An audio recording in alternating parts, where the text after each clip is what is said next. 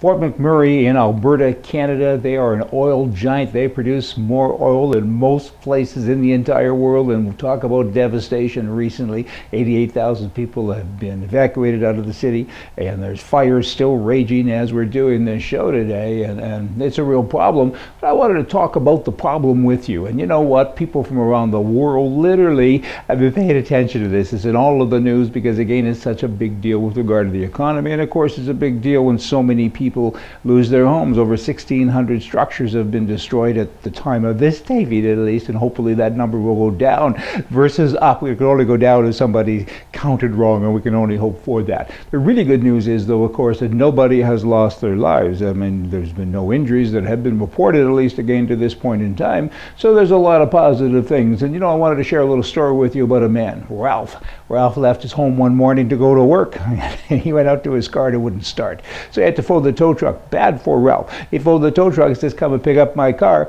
Good for the tow truck driver. He towed it to the garage, and the mechanic started to fix it. Good for the mechanic. Also good for the person who owns a mechanic shop, and good for the government because they get taxes with all the repairs. The taxi car had to go and pick up Ralph. Good for the taxi guy. Are you getting where I'm going with this? I mean, look at the economic impact that has happened here with regard to Ralph. One little guy, he went to go to work one morning, the car wouldn't start. Many people now have benefited. Maybe they should all phone Ralph and say thanks. Let me get back to Fort McMurray. Have a look at this in terms of, you know, the impact, I guess.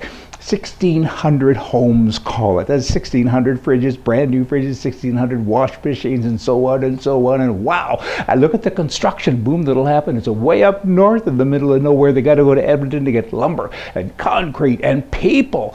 This is a boom. This is a real boom. They got bigger and better houses, and by then maybe they'll have a new government there. They'll have somebody with a mind to work with all of these new houses and properties and different things. You're getting ready now for maybe the biggest boom that Alberta will ever have. Hey, there's good and all bad. I remember when I was about 10 years old, my dad said to me, "What are you doing?" "You're standing up on top of that great big pile of horse manure." And I said, "Hey, Dad, if I keep digging, there's got to be a pony under here somewhere." Hey, y'all come back. See ya.